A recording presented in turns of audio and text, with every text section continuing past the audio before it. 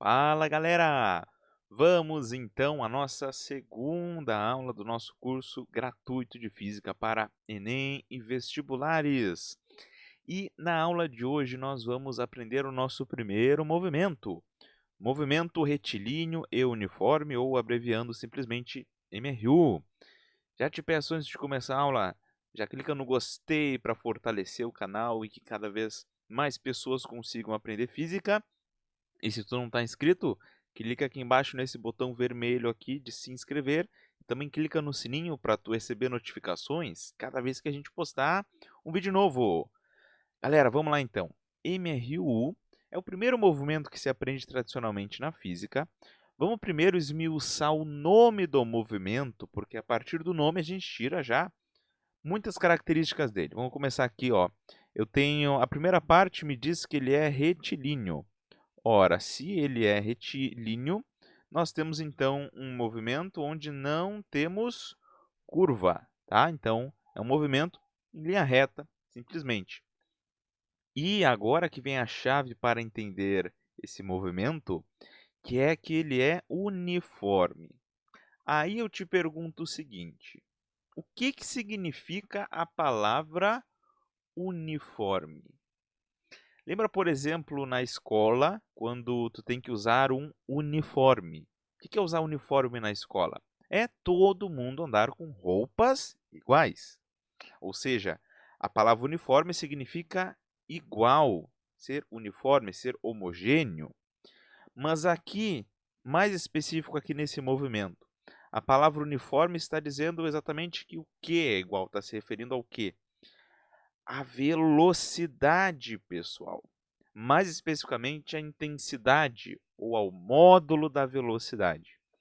Então, eu estou te dizendo com isso que neste movimento, no movimento retilíneo e uniforme, o módulo da velocidade é constante. Então, a velocidade permanece sempre tendo o mesmo valor, tá? Então, eu posso ter sempre uma velocidade de, por exemplo, 5 metros por segundo ou de 10 quilômetros por hora, tanto faz. Então, pessoal, uma consequência então disso vai ser que o movimento retilíneo uniforme ele não vai ter aceleração. A gente vai ver em aulas futuras o que é exatamente aceleração, que está relacionado com mudança de velocidade, mas tu já pode anotar aí, esse movimento não tem aceleração. Maravilha! Então, nota que a partir do nome a gente já tira praticamente aí a maior parte das características do MRU. E aí, tu pode, por exemplo, fazer um desenho agora, uma representação de um carro estando em MRU, como é que seria o movimento dele? Nota que até é meio monótono esse movimento, né? Porque, cara, tu está sempre com a mesma velocidade, tua velocidade não muda nem em módulo, nem direção e nem sentido, né? Então fica sempre na mesmice, digamos assim. Ó, vamos supor aqui que eu vou botar aqui em azul, um carro. Tá? Aqui está representado o carro no instante 0 segundos. E eu vou botar que o carro está se movimentando com uma velocidade de 2 metros por segundo. Tá? Aí agora tu pensa comigo. O que significa o carro ter uma velocidade de 2 metros por segundo? Significa que ele anda 2 metros a cada segundo, certo? Então, se no instante 0 segundos o carro está na posição 0, daqui a 1 segundo, qual que vai ser a posição do carro? 2 metros, correto? Pois o carro anda 2 metros a cada segundo. Passa mais 1 segundo de movimento. Qual será a posição do carro? Ele vai andar mais 2 metros. Então, ou seja, vai estar agora na posição 4 metros. Então, sempre seguindo essa lógica. Claro, não pensa, pelo amor de Deus, que então o senhor sempre vai andar de 2 em 2 no MRU. Não, né, meu amigo? Pelo amor de Deus, não. Só está andando de 2 em 2 aqui a cada segundo. Por quê? Porque a velocidade é de 2 metros por segundo, certo? Se eu tivesse uma velocidade de 3 metros por segundo, por exemplo, aí eu andaria 3 metros a cada segundo e assim por diante. Maravilha? Assim que é o MRU. E aqui a gente tira uma consequência de eu ter a velocidade constante, que é qual? Eu sempre vou andar distâncias iguais em tempos iguais. Sempre isso, porque eu sempre mantenho a mesma velocidade. Perfeito? Bom, agora que a gente conhece já o MRU, eu te faço a seguinte pergunta. Continua aqui nesse meu exemplo desse meu carrinho azul aqui andando, e aí vamos pensar no instante 3 segundos. Qual é a posição que o carro terá? Ele vai andar mais 2 metros e aí ele vai estar na posição 6 metros. Correto? Perfeito. Correto. Daqui a mais um segundo, ele vai estar na posição 8 metros. Né? Sempre de 2 em 2, seguindo a lógica. Mas aí eu te pergunto, no instante de tempo 1459 segundos, qual é a posição do carro? Aí, meu amigo, pensa comigo aqui, pensa com o soro. Tu vai contar de 1 em 1 segundo a posição do carro até tu chegar no instante 1459 segundos? 2, 4, 6... Não, né, meu amigo? Não faça isso.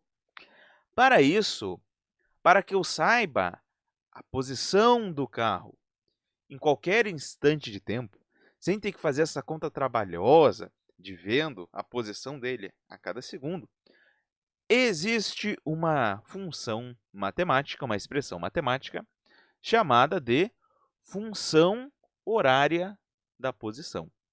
Vamos ver ela agora junto com os meus poderes de edição. Segue com o Sora aí. Então, pessoal, seguindo aqui a aula, vamos ver a função horária da posição. Primeiro, por que ela se chama função horária da posição? Esse termo aqui, horária, o horário está se referindo ao quê? A tempo, pessoal. Horário se refere a tempo. Então, o que vai ser isso? É uma função, uma relação matemática, que me dá qual é a posição que eu tenho em função do tempo que eu estou em movimento. Olha bem de onde é que vai surgir essa função. Vamos fazer aqui a dedução, a demonstração desta formulazinha, dessa expressão matemática. Isso vai vir da nossa aula passada, da definição de velocidade. Eu quero te lembrar que nós vimos na aula passada que a definição matemática de velocidade é a variação da minha posição, do meu espaço, sobre a variação do tempo em que eu percorri esse espaço, certo? Definição de velocidade. Agora, vamos fazer o seguinte. Uma variação na física sempre é o final menos o inicial. Logo, uma variação de posição é dada pela posição final, vamos chamar de S, do meu movimento, menos a posição inicial, S0. E o mesmo vale para intervalo de tempo, é tempo final menos tempo inicial. E agora, galera, o que acaba acontecendo aqui na maioria das vezes? Quando a gente vai estudar um fenômeno físico, né, e a gente vai contar o tempo, e a gente usa instrumentos para contar tempo, por exemplo, um cronômetro, o tempo inicial, na maioria das vezes, vale quanto? Vale 0. Quando tu inicia a contagem do cronômetro, o cronômetro começa contando em -3? -5? Não, começa no 0. Então, pessoal, a gente considera aqui que esse tempo inicial acaba sendo 0. Desprezamos ele, pois ele é 0. Tranquilo? E aí a continha, então, vai ficar assim. Velocidade é igual a posição final menos posição inicial sobre o intervalo de tempo. Certinho? Deixa o soro continuar aqui em cima. E agora fazemos o seguinte. Vou pegar o tempo que está aqui embaixo, passo para lá multiplicando. Eu multiplico os dois lados por tempo. Aí velocidade vezes tempo é igual a posição final menos posição inicial. E aí, isolando a posição final, eu vou ficar com a seguinte expressão. Nota bem agora comigo. Posição final, S, é igual a posição inicial mais velocidade vezes tempo. Tranquilo? Bom, agora, meu querido e minha querida, eu suponho que tu deve estar pensando o seguinte: ok, o senhor está passando mais uma fórmula para eu decorar, eu vou decorá-la e vou aplicar nos exercícios. Mas, meu querido e minha querida, eu, como professor de física, eu não quero que tu simplesmente memorize fórmulas sem saber o significado delas, como se a fórmula só fosse um mecanismo para tu resolver questões.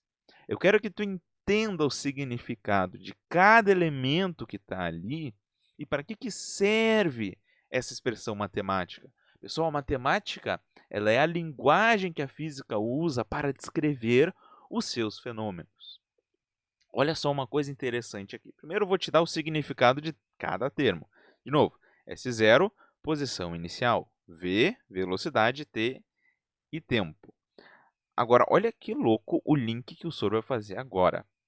Se tu já aprendeu lá na matemática função de primeiro grau, função linear, isso aqui vai ter um link muito legal agora. Sabe por quê? Se tu pegar na matemática o formato de uma função de primeiro grau, é assim. Y é igual a ax mais b. Y é igual a ax mais b. Se tu notar o formato dessa expressão aqui de cima, tem o mesmo formato de uma função de primeiro grau, de uma função linear. Correto? Só está escrito de outra maneira ali. E olha os paralelos que a gente pode fazer aqui. Olha só que doideira. Na matemática, a gente tem o b da função de primeiro grau, chamado termo independente, né? Ou coeficiente linear, o pessoal da matemática chama assim. Na física, agora na função da posição, sabe quem é que está fazendo o papel do b? Quem é que é o b aqui? O S0, a posição inicial. Olha só, eles são aqui, ó. São as mesmas pessoas, só que com roupas diferentes. Na matemática, a gente também tem o A. O A é o chamado coeficiente angular lá da reta da função do primeiro grau. Sabe quem é que está fazendo o papel do A aqui na física? É a velocidade, analogamente. Olha só. E na matemática, nós temos também o x. Quem é o x na função? É o chamado termo independente. São os valores do x que vão influenciar no valor final da função. O a e o b são constantes. Quem está fazendo o papel do x aqui na física? Quem é a variável independente? Tu já sacou. O tempo. E agora vamos dar uma filosofada aqui, pessoal. Por que o tempo é a variável independente aqui? Sabe por quê? Porque no mundo da física clássica, o tempo ele está passando, o tempo transcorre independente dos acontecimentos. Se eu estou parado, se eu estou em movimento, se eu estou fazendo círculos, o tempo está correndo da mesma forma. Olha que bonito isso. Por isso, o tempo é a variável independente. E a variável dependente, o y, vai ser o quê? A posição final, né? A posição final que vai ser dada em função do tempo. Olha só que legal. Então, isso nada mais é do que uma função de primeiro grau. E aí, eu dito isso, tu já pode fazer alguns links. Por exemplo, se eu pegar o cara que está em MRU, né, com velocidade constante, como é que vai ser o gráfico da posição em função do tempo? Ora, vai ser o gráfico de uma função de primeiro grau. Então, seja uma reta. Que show isso, né? Bom, e para ilustrar isso bem para ti agora, deixa eu te mostrar agora um exemplo, né, de uma função de posição escrita aqui para que a gente consiga interpretá-la. Vamos lá, vamos ver o nosso exemplo.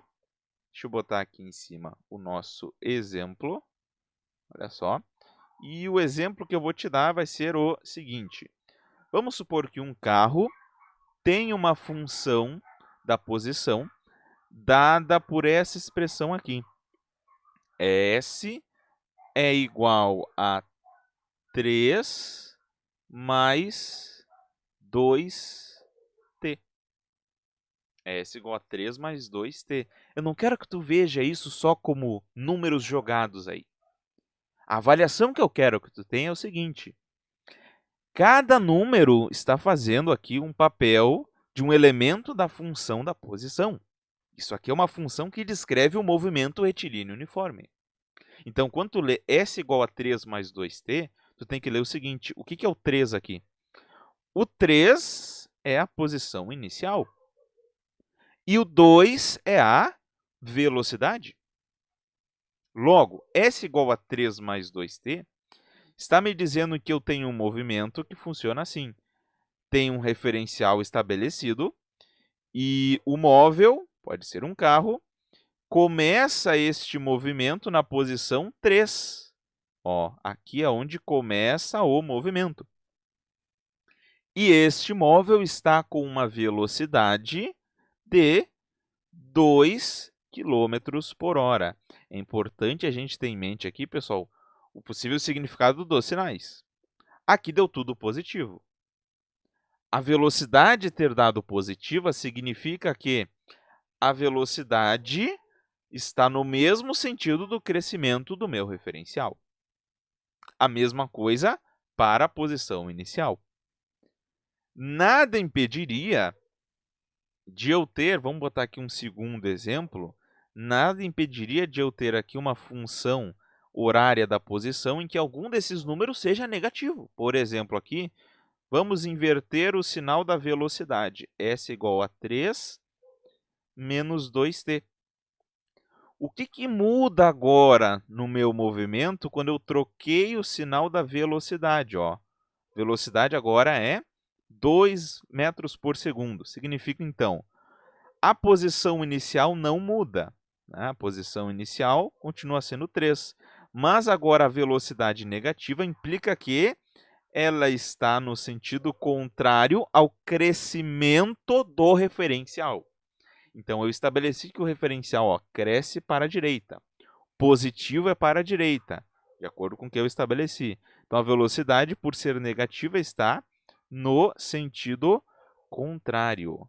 Aqui, 2 metros por segundo. Maravilha, olha só que interessante isso. E aí tu percebe que, tendo a função horária da posição, eu posso saber qual é a posição desse carro para qualquer instante de tempo, sem ter que fazer aquela noia de ver de 1 em 1 segundo qual é a posição do cara. Quer ver, por exemplo, se eu quiser saber qual é a posição que esse carinha aqui vai estar no instante 10 segundos. O que eu faço? Eu pego a função que descreve o movimento dele, que é isso aqui, e eu substituo 10 no lugar do tempo. E aí eu vou ficar com S é igual a 3 menos 2 vezes 10. O que vai me dar, então, S é igual a 3 menos 20. S é igual a menos 17 metros. O cara vai estar lá na posição 17 metros. Maravilha, pessoal! Então, esse é o significado da função horária da posição. Tranquilo? Agora que eu já te falei tudo isso, eu vou te dar um macete para tu gravar isso. O senhor não é muito fã lá de macetes? Eu acabo passando muitas vezes isso porque eu sei que tu, como vestibulando, tem muita coisa para estudar. A física é só uma das disciplinas que tu tem que estudar e acaba sendo útil tu ter esses macetezinhos. O macetezinho é o sorvetão. É meio infantilóide, a fórmula do sorvetão tá aí, mas eu quero que tu tenha em mente que não basta só tu, que nem um burro de carga, ficar gravando o macetezinho para a fórmula se tu não sabe, não entende o significado dela, para que ela serve e o que ela expressa. Né? Aí tu fica lá rindo quando o teu professor dá um macete. Sorvetão! E daí, meu velho, se tu nem sabe o que é esse negócio? Entendeu? Por isso que eu gosto de esmiuçar isso aqui e depois te dar um macete, caso tu queira.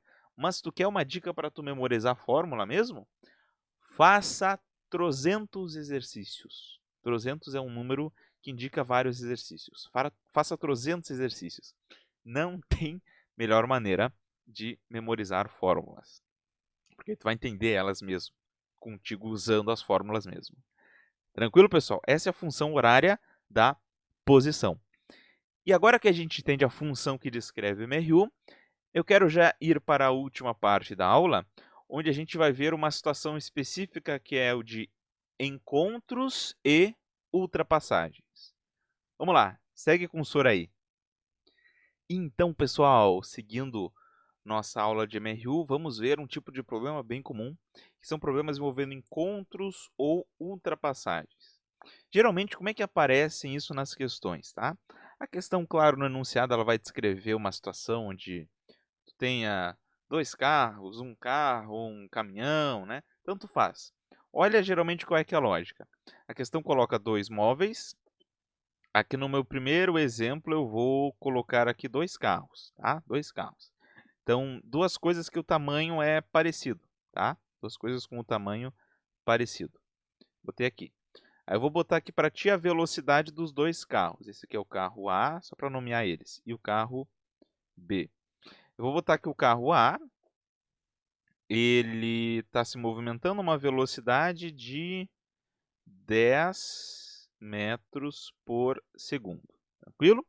E o carro B está se movimentando a uma velocidade de 5 metros por segundo, certo? E eu vou te dizer o seguinte, inicialmente esses carros estão separados por uma distância de 20 metros, certo? E aí, sabendo disso, a questão ela te faz basicamente 2 perguntas. Às vezes é só uma delas, mas são 2 as perguntas mais feitas aqui. A primeira pergunta. Quanto tempo para ultrapassar? Quanto tempo o carro A levará para ultrapassar o carro B? Uma vez que ele está mais rápido, né? Vai ultrapassar. A segunda pergunta. Qual a posição da ultrapassagem? Ou seja, aonde estarão os carros? Aonde estarão os carros quando o carro A ultrapassar o carro B? Certo? Bom, vamos tentar resolver este probleminha aqui, certo? Então vem com o vem com o. Bom, claro que a questão ela vai definir isso para ti, se não tu define, mas a gente tem que definir onde é que está a origem do nosso referencial. Sempre é importante nós definirmos o nosso referencial antes de resolvermos o problema. Então eu vou definir que a minha posição 0, vou desenhar aqui em cima o referencial, tá? Este aqui é o meu referencial, ele cresce para a direita, tá? E eu vou definir a minha posição 0 como sendo a posição aonde o carrinho A começa o seu movimento. Perfeito? Aqui é o meu 0. Isso é importante. E a partir disso vai existir um mecanismo para tu resolver o problema. Olha qual vai ser o mecanismo para resolver o problema. Nota que eu vou te dar o mecanismo, o raciocínio por trás disso, e depois eu vou resolver este exemplo contigo. Vamos lá, vamos resolver a primeira. Mecanismo. O que eu tenho que fazer? Olha o passo a passo. Primeira coisa, escrever a função horária dos móveis. Eu pego a função horária da posição, tanto do A quanto do B, e eu escrevo a função horária da posição dos 2 móveis.